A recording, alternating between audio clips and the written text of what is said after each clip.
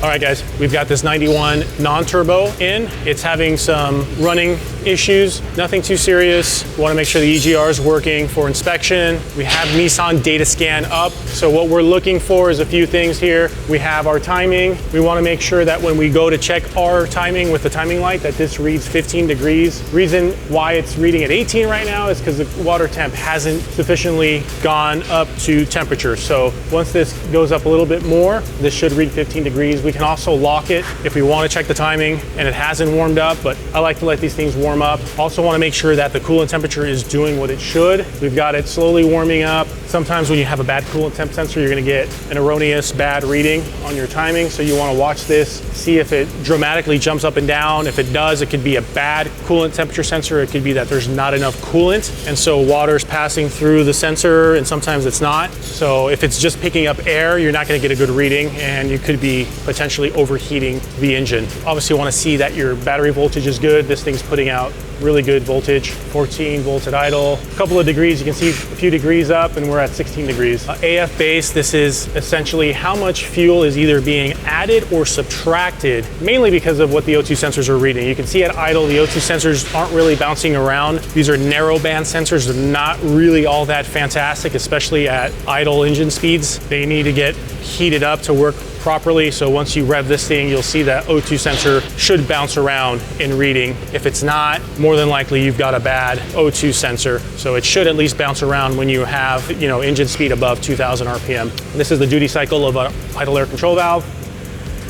Going back to the air base, 100% is essentially what is running directly off of the calibration in the ECU. What it's doing now is it's adding 11% of fuel. So it's seeing a need that, oh, hey, it's running a little too lean, we need to add fuel. But again, they're narrow band sensors. I've seen it plenty of times where you put this on a wideband and you're reading it, and this could be showing that it's in the 13s. So stoichiometric, it should be around the 14s, 14.7 to 1, but that may not be the case. It could be adding fuel unnecessarily.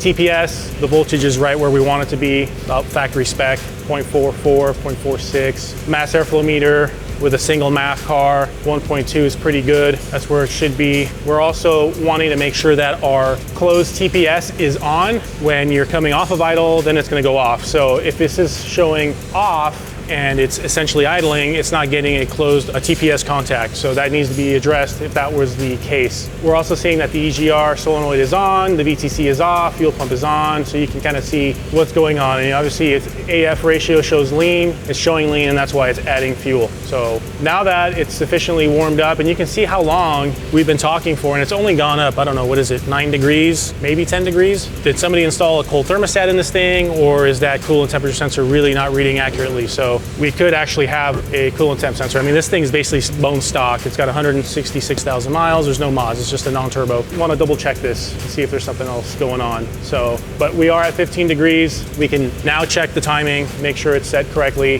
The other thing we can also do with the base idle is it's idling a little high. It's not bad, but you can, under active test, go to the base idle adjustment. This will also lock the timing as well. And you can see that it's idling really, really low. So that idle screw on the idle air control valve is probably screwed in really, really far. The other thing that we did check before we started doing all this is to make sure that the throttle bodies are synced from left to right. Sometimes people get in there and they'll misadjust the throttle body linkage, and so you'll have one throttle opening sooner than the other. So you want to make sure that that's not an issue first. But you can see this thing's barely struggling to idle. You can see that the duty cycle is 0% when you do that. So there is no idle air control valve assist. So what we'll do in a situation like this is I'll have Danny unscrew counterclockwise the idle adjustment. He'll get in there with the appropriate screwdriver and back it out, and we'll get this thing idling around, I don't know, 800, 850. I like these to idle a little bit higher than what the factory calls for. They'll run a little bit smoother around 800, 850. If you are experiencing stalling issues when you're coming to a stop, sometimes this could be attributed to the idle air control valve not being adjusted correctly. So really common on cars with pop chargers when you have the airflow meter right out there with your pop. and no deflector shield in front of it, you get some stalling issues, but this could exasperate that. So you can see we've got it up a little bit higher. We'll get it somewhere around 850. All right, that's good, Dan. So now you can see we have our base idle adjustment around 850 or so. It'll probably rise up a little bit higher once we turn off the base idle adjustment. So we'll see where that is. So it kind of goes up. ECU will correct itself for a little bit. So we kind of want it to stabilize. We'll see what it does. So yeah, right around where it was before. So you can see now that our duty cycle on the idle air control valve is half of what it was. So it's 20%, okay? So what we're gonna go ahead and do now is we're gonna go ahead and check our ignition timing. You've seen me do this before, we'll check it again. Again, you wanna make sure that this is at 15 degrees. So on some of the 16 BDCU Z32s, you have to set the base idle to get that timing to stay at 15, because a lot of times that timing is dynamic at idle and it's just gonna bounce around, and then you won't be able to get your base timing where you need it to be. So let's go ahead and let's go check our timing. Everything hooked up.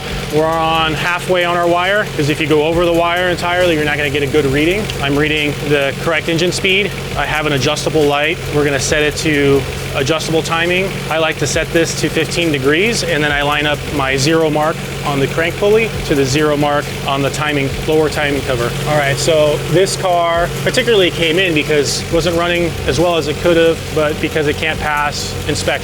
And one of the reasons why is it's just reading too high a NOx. So NOx is directly related mainly to, of course, the CAT, but also function of the EGR system. So what we did before all this is to make sure that the EGR diaphragm was okay. We applied vacuum to make sure it held vacuum, and then we also tested it to make sure that the tubes weren't clogged up. And one way you do that is by applying vacuum to the EGR valve while it's idling. So apply vacuum, and while it idles, if it doesn't change, then you know that there's an issue. So the EGR, what it does is it opens up and introduces exhaust gas directly into the intake manifold. So when you do that at idle, it should run really poorly. So it did, and we know that the EGR mechanically is good.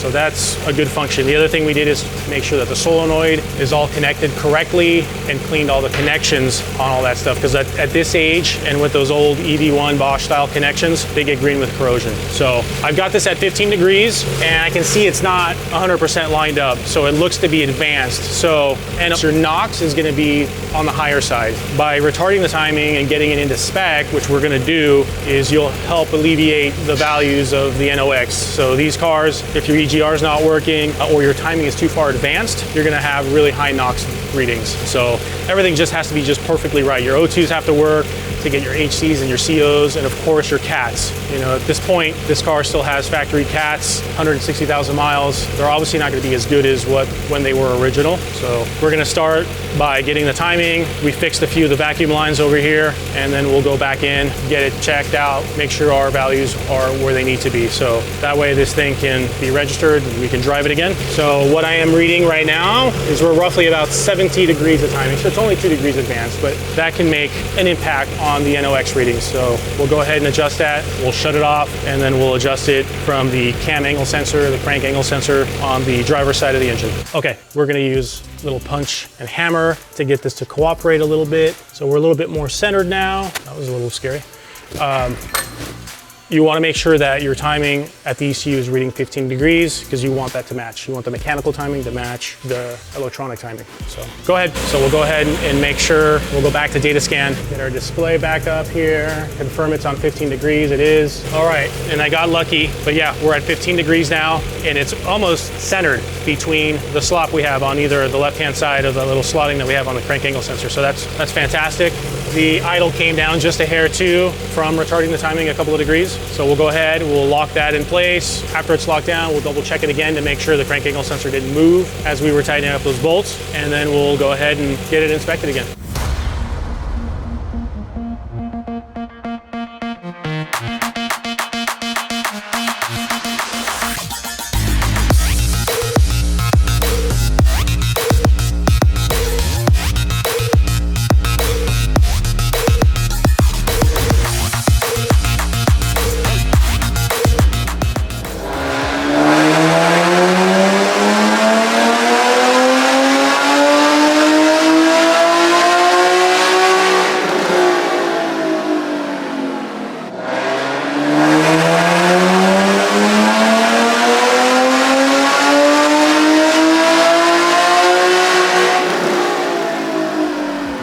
guys, we've got this Nismo 370z with the still and supercharger kit come in today. We've got it on the dyno. We did our pre-checks on it. Obviously we check engine oil. We make sure that the heat exchanger pump is working, that there's fluid in there. It's into us today just because it just, as soon as you got onto it, it just cough and buck. So we found that there was a restriction in the fuel line. We set up our fuel pressure adapter with a gauge just so we can verify what our fuel pressure was doing. So we have that resolved. So the calibration in it right now, not super optimal. The other thing that we also noticed is it's really only making about 337, 340 wheel as is.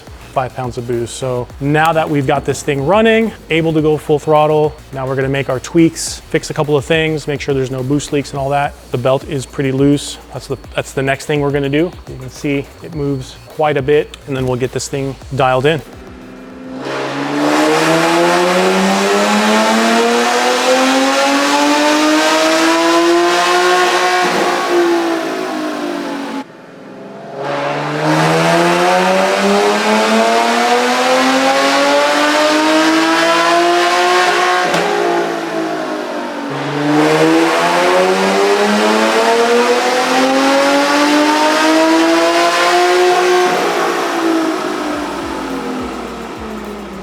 All right, so we've gone ahead, performed our tweaks. We got the belt a lot tighter now. The TurboSmart recirc valve that's underneath this pipe, we flipped. Didn't make a huge difference reversing the way the inlet and the outlet was, but we have it the way TurboSmart recommends it, just to be safe. Again, we're always just so restricted by this stock Stillen intake setup. So dyno chart 340 is the best that it did the way it came in, and we're making another 1.5, 2 pounds of boost at most by tightening up the belt, but we've gone ahead and gotten the calibration dialed in, so it's doing a lot better. So I have a feeling that intake is actually right past 7,000 RPMs is actually sucking closed, and so that's why it can't do any better, and you can see it really just drop off at the top. So we all have the plans of making things better. Plan is to get rid of that restriction, do a little bit of flex fuel. We can get the power up easily over 500 wheel on that SCI blower from Vortec. So another successful day. This thing's gonna be running a lot better.